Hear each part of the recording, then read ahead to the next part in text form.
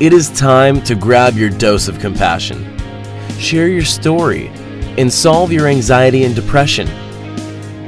Welcome to Keep Calm in a Crazy World with your host, Jodi Amon.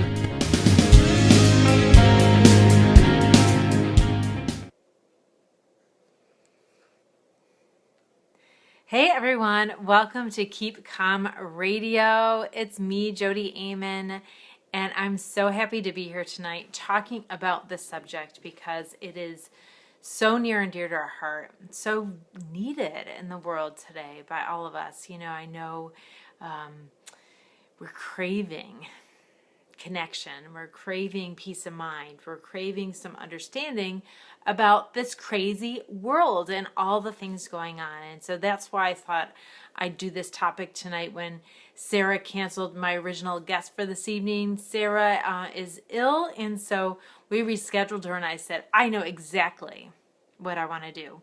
I know exactly what people want to hear, and welcome, welcome, welcome. Thank you for the hearts and the thumbs up. Keep them coming. And if you can, please share this video because I think this is a great message to spread to anyone. Thank you so much. And say hello if you're on, and I will say hello back. Thank you, thank you, thank you. All right, everyone. So tonight for the radio show, we're going to talk about 5 ingredients for spiritual nourishment. I love that. Right? There are 5 things that I feel, I don't like to use words like essential because I think that means that it's like the truth. These are just ideas, right? These are just my ideas, and these are things that really help me, and so I hope that they serve you too. But I'm not saying they're essential and nothing else is, just this. I don't talk in that kind of way. Like, this is not the truth of the world. This is just my ideas. But I think they're good, and I think they'll serve you just as they serve me, and I've practiced. Thank you so much, Nikki, for sharing. Just as I practiced these for the last 20 years, I think they would serve you. And it's a hi, Margie. You know, sustaining these practices of self-care is so important. And, you know, sometimes when we're really desperate and we're really down or really anxious or upset, we go right in line and say, okay, I got to take care of myself. Hopefully you do that at least then, right? But when you're feeling good and everything's going good, we kind of let it all go to the wayside.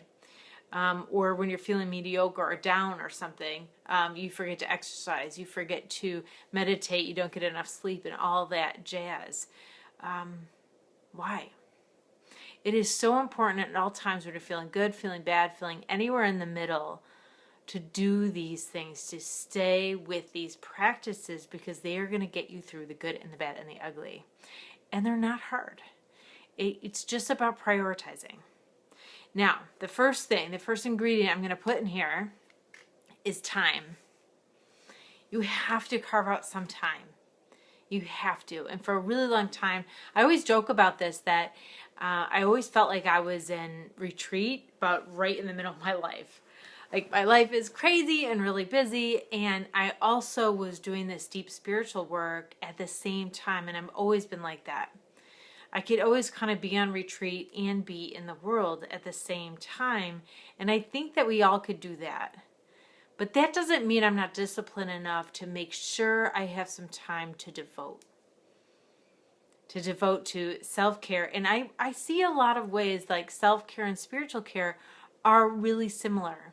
Right? If we are one with God, one with everything, one with spirit, and we're all one with each other, if we're one, whatever we do for ourselves, we do for the higher good. And whatever we do for the higher good, we are doing for ourselves too. So I don't really separate that too much because there is no separate self. We're all connected. And so if you think about it that way, it's a lot easier. Because you could kind of, this is a terrible metaphor, but I was going to say you could kill 2 birds with 1 stone. We're not killing anything. It's like win-win, right? What's a metaphor that you win twice with the effort of once that's not about killing a bird? I don't know. Maybe you could tell me. Hi, Claire. It's nearly 11 p.m. in Scotland. Oh, you've been suffering with anxiety. I'm so sorry. I know exactly how you feel, Claire, and a lot of us on this call do. And we are all here supporting each other, trying to get better. And so tonight we're talking about nourishing your spiritual practice. So the first thing is to carve out some time. You have to have that discipline. The discipline is so important because it's time you're setting aside to say this is important. And if you don't set time aside, you're not saying that this is important. You're just not. If you don't have 10 minutes to set aside, I'm not sure about you, but there's a lot of 10 minutes I waste in the day. Reading the news, watching a comedy show. It's not really wasted. I love it. I enjoy it. And I want to do that. I want to be aware. But I probably go 10 minutes longer than I need to, right? It's not necessary for my survival. I probably, let's see, what other things do you waste time doing? I don't know, playing a little game on your phone, looking at Facebook too long. There's just so many things in our world that could suck us in a little bit longer. If you're in a store and you're like going to run in and out, but you get stuck looking at things. I mean, it's wonderful and it's great. There's 10 minutes. There's definitely 10 minutes in your day. And, perhaps more, but it's just about prioritizing and reorganizing. And if you're going to organize enough to take 10 minutes to do a spiritual practice, the whole rest of the day is easier, right? You're going to be exponentially saving your time the rest of the day. So Claire, I know you're asking questions about anxiety, and I'm talking about spiritual practice tonight. If I get some time at the end and you want me to talk about anxiety, I might be able to do that, but I'd love to answer questions tonight. I have tons of videos on YouTube all about anxiety. I am not a CBT therapist. I'm a narrative therapist. I think it's better than CBT, but... Okay, let me hold on those anxiety questions. I really want to talk about this nourishing spiritual practice because it's a huge way that I've overcome my anxiety, is created a spiritual practice, because anxiety makes you question everything, makes you not trust anything. When you develop a spiritual practice, you begin to trust yourself, you begin to trust the world, you begin to trust your relationships and your connection to everything around you. And so then there is no room for anxiety in your life. No room. So let's keep going here. So time, setting aside time. I'm talking about 5 minutes, 10 minutes. Of course you could do longer, like an hour, but you'd have to do, especially if you're starting, start at 5 minutes, because that's going to be sustainable. You start at an hour, no way you're going to continue. No way you're going to continue. And so you want to start at 5 minutes, graduate to 10 minutes. And I'm saying if you're going to do an hour, you could do a little meditation, a little walking, and a little journaling. You're not just praying for an hour. That's pretty advanced stuff. Okay, so the time. Setting aside time, at least 5 minutes a day, you have it. 10 minutes a day, you have it. I promise you, you have it 10 minutes a day. Think about how long, if you're anxious, if you're watching the show because you follow me because you have anxiety, how long do you spend being anxious? How much time do you waste doing that? You have 10 minutes. So let's see. The second ingredient is conversation. Conversation. So I'm including here both prayer and meditation, because prayer, some people say prayer is the talking part, meditation is the listening part. So it's a conversation, right? You're talking, you're getting it all out. You're relieving yourself of that burden of the negativity. You're talking, or you're asking, or you're giving gratitude, right? And the meditation is the listening part. And I know for people, especially if you're anxious, it's really freaky to do meditation practice if you haven't done it before and don't do it a lot. I totally understand. But I have some 21 meditations. So if you go to 21guidedmeditations.com, if somebody could type that in, I would love it. Thank you so much. If you typed it in, 21guidedmeditations.com, just type that in the comments there. If you go to 21guidedmeditations.com, I have meditations. Someone emailed me this morning and said that my meditations are awesome, that they could do it. They usually can't do meditations. Mine are like 8 to 10 minutes, but they guide you through a story. So it's not just like clear your mind, then anxiety takes over and you're distracted and you beat yourself up because you can't do it and blah, blah, blah. No, that's not what I'm talking about. When you're starting out, do a guided meditation from somebody you know and you trust, like me. So 21guidedmeditations.com. If someone could type that in, that would be fantastic. So it's a conversation. You could talk and you could listen for that wisdom. You could write down things in a journal, right? You could talk when you're walking outside. You could have a whole conversation with Spirit about everything going on in your life. And that'd be fantastic. You'd probably get some wisdom from your higher self or from Spirit or from your guides around you that would really help in whatever situation you're going through. Then it's nice because you don't feel so alone. You know, thanks, Crystal. You're the best. Okay, so the third thing, and I know these are overlapping. So the first is setting aside some time. Prioritize it. If you prioritize it and make it a habit, it'll help. Now, it takes like 3 weeks or more to create a habit. Thanks, Claire, if you get out of the habit, you have to get yourself back in the habit again. 5 minutes a day. Celebrate the heck out of those 5 minutes after you do it. Appreciate yourself up and down. That's going to help you sustain it. All right, so time. 2 is conversation, right? Prayer and meditation. And that could look like a lot of different things, right? We could pray in a lot of different ways, and we could meditate a lot of different ways. I give you 21 different ways to meditate in that program. Number 3, some kind of movement. Because we don't want to leave the body out of this. I mean, a lot of times we think we're supposed to be like these spiritual beings and we're supposed to like go above everything and you know, be evolved beyond like being upset about anything human, right? It gets cold, you're going to be cold. Like you're still a human being. It gets cold, you're going to be cold. And so the body is included. If we're all one, that body is included. Everything's included. And so movement and bringing your body into the practice. Now, when you're distracted in your head with all that monkey mind, all the anxieties, all the worries, all that negativity, all that negative self-judgment, when you're involved in all that, a really great practice is to take some resonance in your body.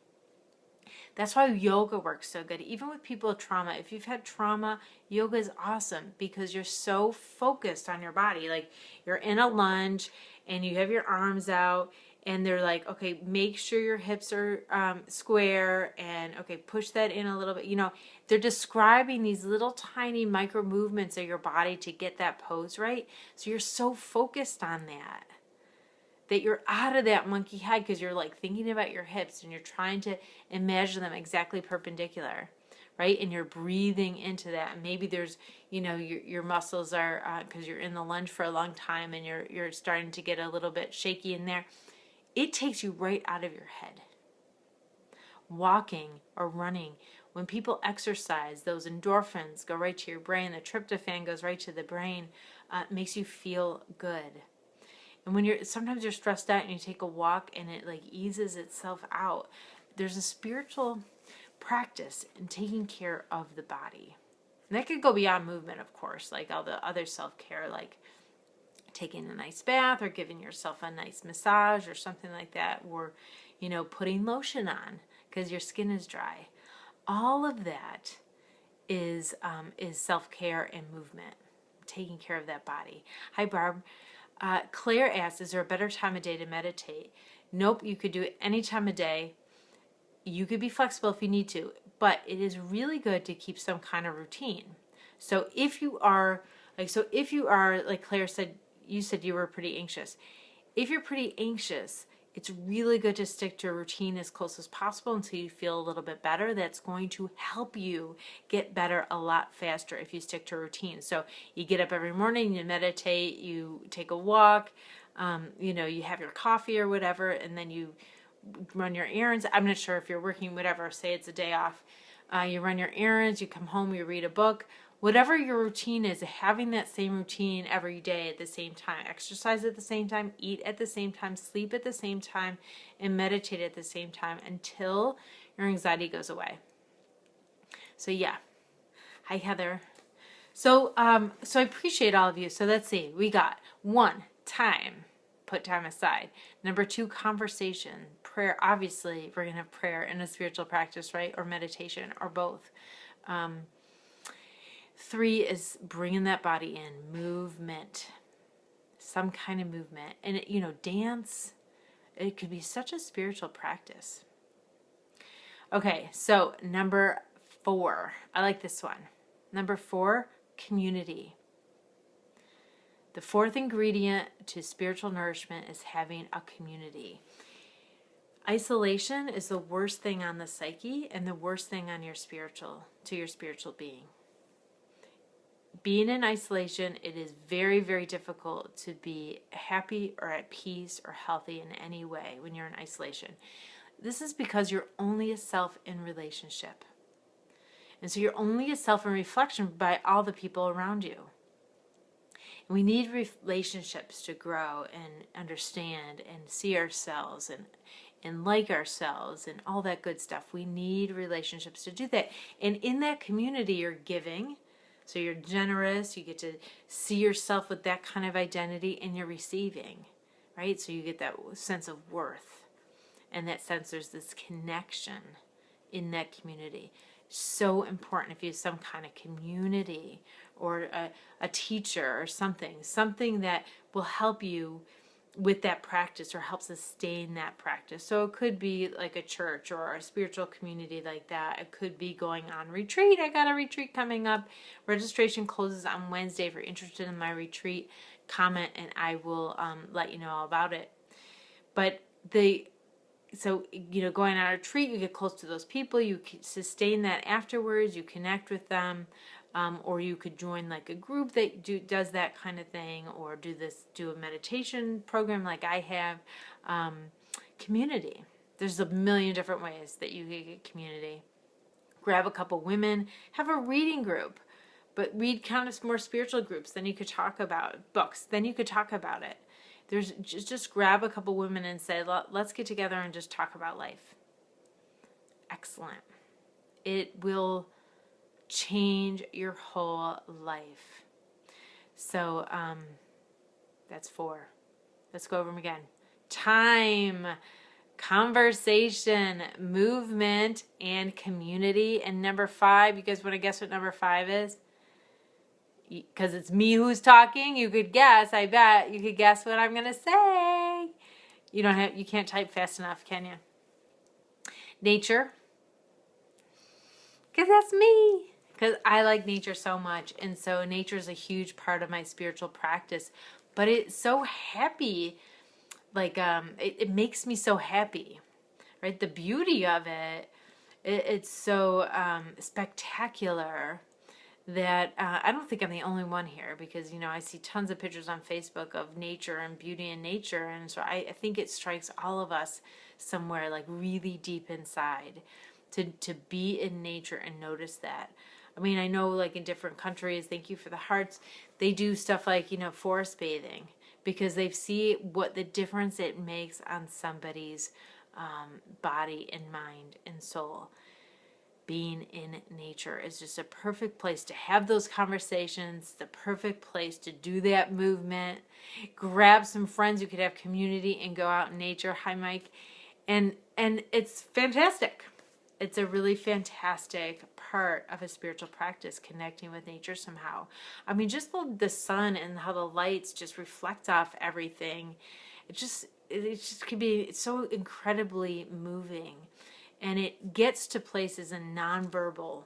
It like opens you up in like nonverbal ways. Like I was sitting outside, about like 7 at night, and it's just beautiful. The light is low, and the lighting's kind of cool because it's like coming from the side. And there was butterflies in my garden. So I was sitting in front of my house, and I was looking at the garden with the butterflies and the light coming in. I mean, how could you not be happy in that kind of situation? Just looking at that for a moment, maybe all the stress comes back in and this and that, but for the moment, it's awesome. Watching the butterfly gives you something to do. So it's not like clearing your mind in a meditation. You're actually focused on something.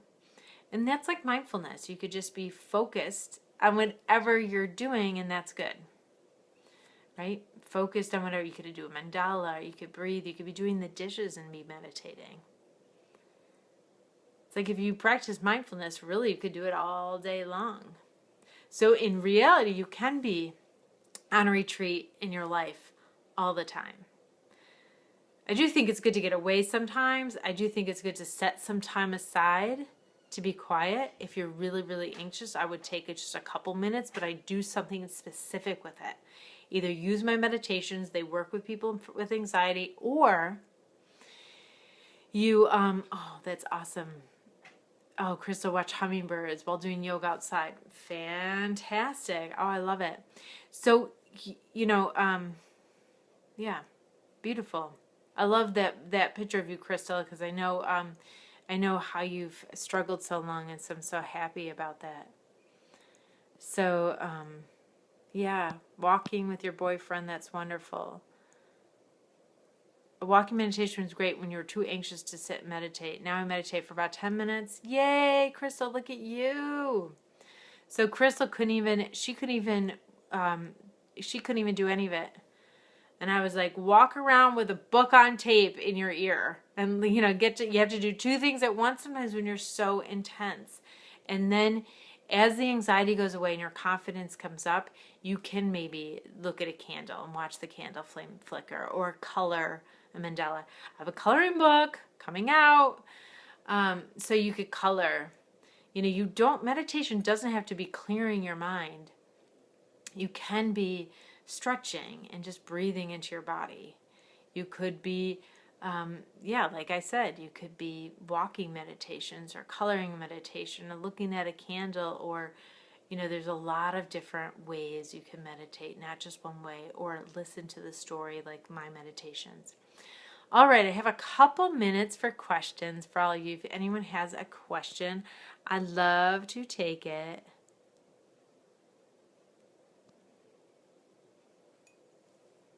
Oh, you're all so sweet. Everyone's even helping each other online here. I love it. I love it. I have one group. I've had several anxiety coaching groups that I've done now. I've been doing them for the last 6 months or so. And there's this one group that is really, really still actively really supporting each other almost daily. It's so beautiful. I love it. I love it. So someone's talking about Epsom salts, soaking in Epsom salts. Lovely, lovely. You know what I read recently? This is off topic, but Epsom salt's a great way to feed the garden. Who knew? You could feed like tomato plants. Isn't that cool? Okay, I have one question here. Barb says, how can you tell the difference between anxiety that needs to be distracted from and some that just emotions need to be felt? I do both. Okay, so how do you, anxiety that's distracted to and some that needs to be felt? Okay, so I would do both. And this is how I would describe it, Barb. When the anxiety comes, be like, oh, anxiety, oh yeah, I knew you'd come back. It's okay. You could kind of have you at it. Give me the wave. I'm going to ride the wave, and then you distract yourself. So you're acknowledging it. You're kind of allowing it, because then you're not afraid. And then you say, but, go ahead, anxiety. It's all right. You could come. I'm just doing this right now. And then you focus your attention at the task at hand. So you're kind of doing both.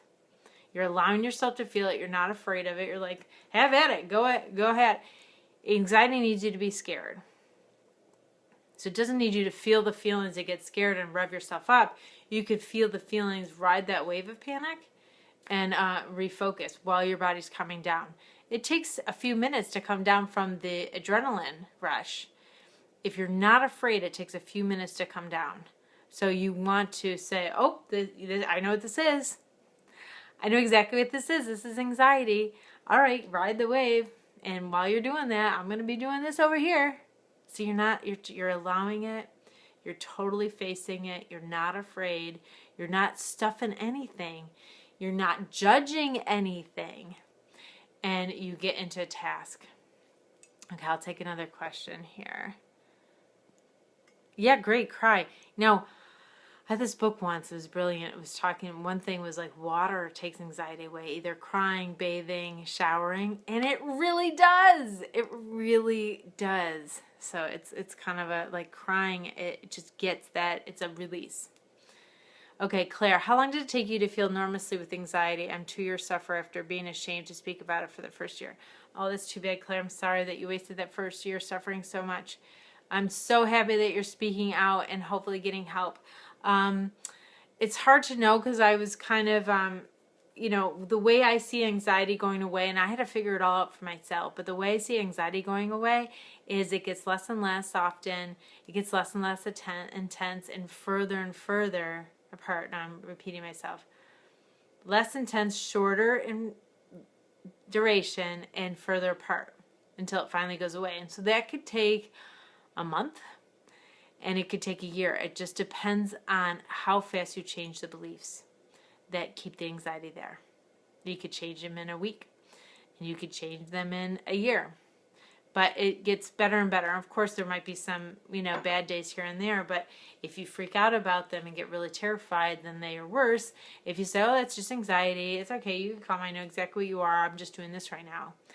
It will not get intense, and it will not last very long. Okay. Well, lovely to be with you on this Monday night at 6 p.m. on Keep Calm Radio with me, Jodi Amen. If you are interested in what I talked about tonight, the 21 guided meditations, go to 21guidedmeditations.com and check that out. I'm going to give those away for free, actually. If any of you want to join my Happy Soul Messages, I want to get this word out because I don't think a lot of people know about this. But every Friday I record a message from Spirit and I deliver it by email. Just the MP3, I just deliver it by email. No strings attached. It's a subscription though, so it's just $10 a month. And you get these recordings every Friday. That's like $2.50 for like therapy. But it's a spiritual therapy about how to have and sustain happiness and peace of mind so you could really change the world to be a better place. If you want to subscribe to Happy Soul Messages, go to happysoulmessages.com, subscribe there, and if I see you getting that tonight, I will send you all the MP3s for those guided meditations free. In the next couple days when I get on. I have to do that by hand, so when I get on, I will send that right to, because I get your email if you subscribe to Happy Soul Messages, and I will use that email to just, no strings attached, just send you all of those meditations for free. Okay.